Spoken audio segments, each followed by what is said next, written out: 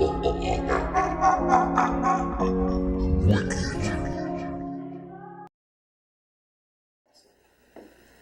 far, I haven't seen no special circumstances. And right now, as I said, I'm an ex-convict, proud to say. Something on my resume that I'm proud to have there. That's a school that I wouldn't have volunteered to enroll in. But since it's on my resume, I'm happy that it's there. And happy about what I did while I was there. So I can't vote now. But there are those of you who can vote. I would have to say that any strong candidate that is running against Giuliani, that I would have to give some kind of support to that candidate. I am not one who would speak against Reverend Sharpton running for mayor against Rudolph, is that his name? Adolf.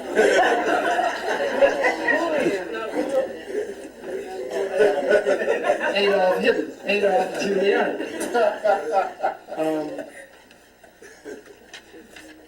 So, my brother, I would have to say that, do you know any other candidates that are running? Anybody else? If there are any revolutionary nationalist candidates running, then I would have to swing my support behind the revolutionary nationalist candidate. But if there are no revolutionary nationalist candidates running, and Giuliani certainly is not a viable option for us to have to contemplate, I would have to say that if Reverend Sharpton is the candidate that from among us that is running, and we have no revolutionary nationalists who has gained the reputation that we would swing our vote and support behind, that those of you who vote, that it's a decision that you should make. I don't think you have much of a choice, meaning you don't have a real decision to make. It's not a real decision that you have to make. That be done. I mean, but there's some Negroes who go vote for Giuliani. Some Negroes who go vote for Giuliani, straight up. So I think it's ridiculous to vote for Giuliani under any circumstances if you're a voter. And if Reverend Sharpton is the candidate running against him and a black man from among us, then I don't think you should have to make any real decision. I wouldn't go get it at all. Yes, sir. I'll come to you. There's a fund to elect the next black mayor of the city of New York that has a slate of candidates. They're not candidates, they're draftees. And the process is still open to anybody who wants to be nominated, or anybody who wants to nominate someone. The key people who are running it are the brother Andy Gill and Ira Williams.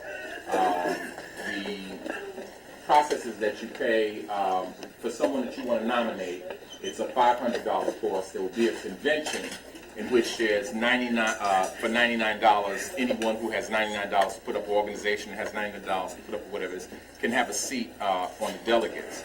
The candidates so far that have been drafted, that someone has put forward $500 to nominate, Sister Adelaide Sanford, Reverend Dennis Dillon,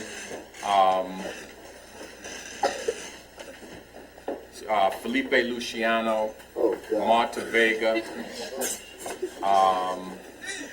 There's a list, and my name was submitted also on the list. I'm not a politician, haven't ever run for anything, but I was the first candidate drafted. In fact, I was gotten there under a ruse. I was asked to come there to give an award to someone and found out that I was drafted. I don't expect, obviously, to run for mayor, but if somebody has those kinds of aspirations, they could get into that process, and they could also help to promote the convention. The convention will be happening around February the 21st. In the absence of any other process whereby the people as a whole, or our people as a whole, can put forth a slate of candidates, to me the fund to elect the next black mayor is a viable option. Also, Reverend Sharpton is one of the draftees, and he has agreed to participate in that process. At this point, it looks to me, just as an observer, that he's probably going to win. But if someone wanted a different kind of candidate, that process is open. Okay. Let's hear everybody. Yeah. I'm going to get further and I come to you. As a revolutionary, how do you feel about a system, if it's already been put in place, to be able to rechannel our funds back into our pockets? It would depend on that. You know of a system like that that's already been put in place? Yes, I do. What is that system? Black Heritage Products?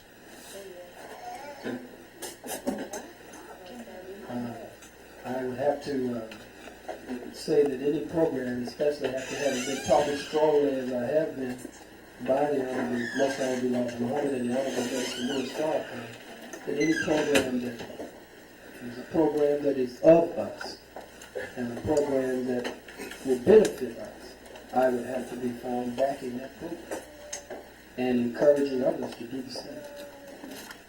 So is there a way I could perhaps get the information to you, or? Certainly. At the close of this meeting, we'll exchange. By all means. Sister Viola.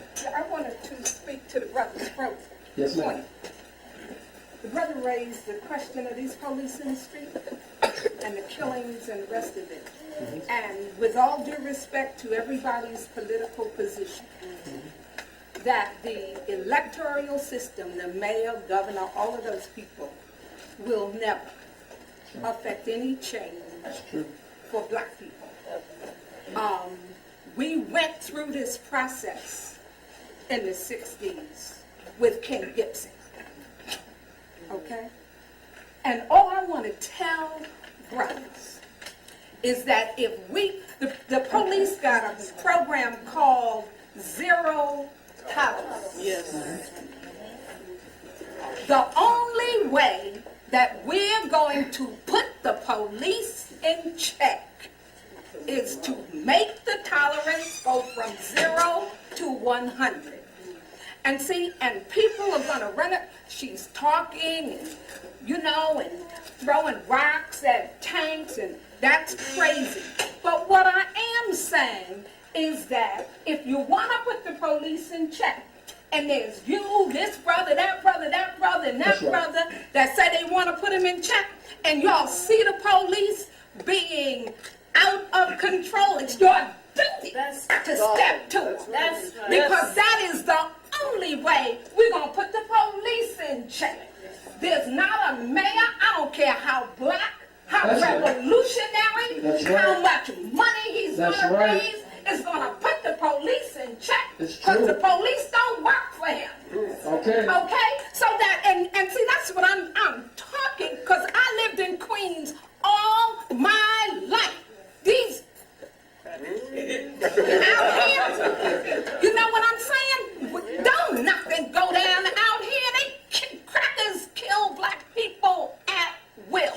Not only police, crackers in general kill black people. I don't know what happened to the black men in this community, Khalid. I don't know what happened to them. They got their dashikis and their dreads and they this and that. And police run rampant out here. That's right. I said, what are we going to do? Nothing. And you know why? Because they're going to sit. She said this, the other one said that.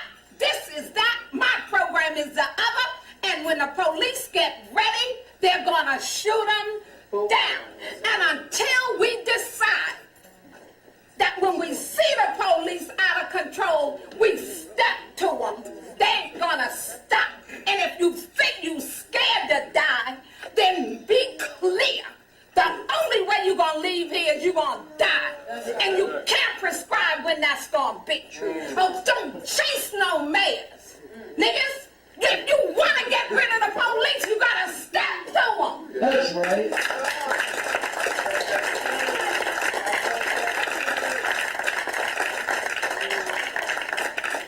Back that point up and underscore that point. Yes, it does. When you elected Dinkins, right, you believed that Dinkins was going to be a goddamn miracle mayor. When you elected that Coke nigger in Washington, D.C., Marion Scary, you believed it was going to make a difference. When you elected Uncle Tom Bradley, yes, in Los Angeles, when you elect these Negroes, you think that it's going to change our condition. It does not change. I'm looking at the expression on one or two faces in here. And you say, well, you know, that's kind of extreme, you know, step to the police.